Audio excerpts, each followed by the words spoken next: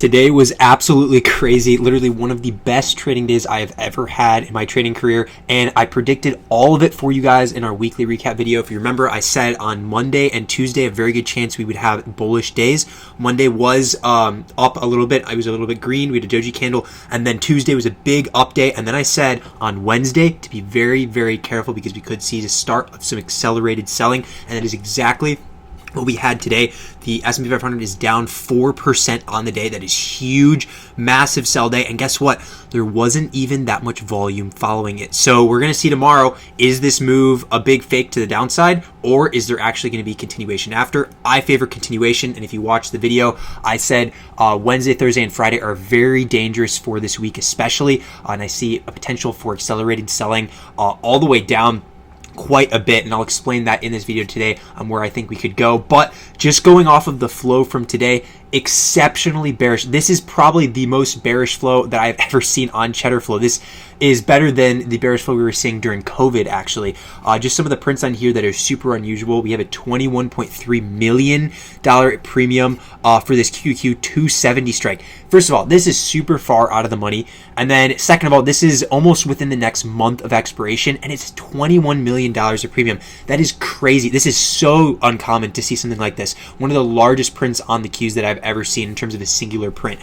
So if we look at the order details here, you can see here, this was above the ask, as you can see on the side, and that's really far above the ask. This is 680 is the price they bought for the contracts when the ask was 674. That means they really wanted these contracts, and just we saw all of this bearish flow on QQQ and SPY, both just millions of premium on them. So you need to be very, very careful. We saw a lot of these midday, but there is definitely possibility for continuation tomorrow. So in terms of tomorrow, I expect some more downside Thursday through Friday, like I said earlier. However, could we see it go up and then get down? Yes, for sure. Could have a slight bounce. However, as of now, the trend is down. Like I told you, we had a very important date right here. That between the on the 16th is the very important date. And as you can see, we did have a trend change following it afterwards. So this did work out very nicely. We had a big fake out above my channel that I had here. So the blue line right there and another blue line right there is the downward channel that we were trading within.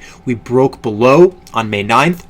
And we retested it on May 16th here, which was the turning day. Had a big fake out candle to the upside, but then gapped down today for a major sell-off. This is a very bearish pattern. The fact that we went above, closed above the channel, but then gapped down to fake everyone out to the downside shows me that there is a lot of potential for further downside. We saw a very similar thing up here end of March, where we actually had this big green candle that closed above, and then boom, we shot down below again, retested it, and then just continued downward, retested it again, and then just fell all the way down to the bottom. So when you see these big fake out candles, they tend to lure in bulls because they think, oh, this is good risk reward. I could buy down here for potential upside of going all the way up to like 4,400. However, we gapped down today, closed below, so that was eradicated. And now the trend is back to being bearish. So do note tomorrow that this trend could be bearish. However, I expect some volatility, especially because the VIX is now rising. We're above 30. And actually, we got right up to this trend line that I had here before as resistance. So we're going to see, will the VIX break above this trend line? And if it does, by the way, this thing is going to rocket. So you do have to be very careful of that. But we'll have to see later this week. We did see actually the other day, this was on Tuesday, we had a ton of VIX calls actually hitting the tape. And I'll go back to that just to show you guys. And these were before we had that sell-off. This was in the big fake out day that I showed you guys from yesterday.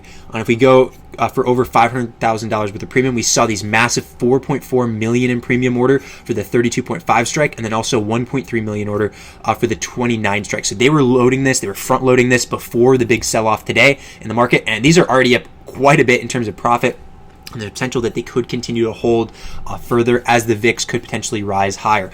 So a lot of bearish emphasis right now.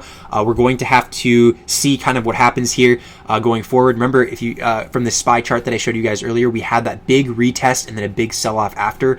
So now all eyes are on this XPX chart for the S&P 500, and as long as we stay below this blue line, that is very bearish, and we can see accelerated selling, especially if we see a lot more volume tomorrow and Friday. Again, this is not that much volume. Considering we fell 4% off of not that much volume, we could see some major downside once volume actually comes through. So you have to be very careful when you are trading, and then especially if volatility heightens, keep looking at the flow. Like I shared with you earlier, these massive prints keep coming through, so there's no reason to go super long on anything other than a day trade when you're seeing prints like the ones we saw earlier coming through, like these over here. So continue to look at the flow. Also, we have our anniversary sale going on right now. It is 30% off. This is going to be one of the best sales of the year, so do get that. Flow literally has been predicting all this downside so far, along with some technicals. But if you do want to subscribe, just click the link below. We'd be glad to have you, and I'll see you guys in the next video.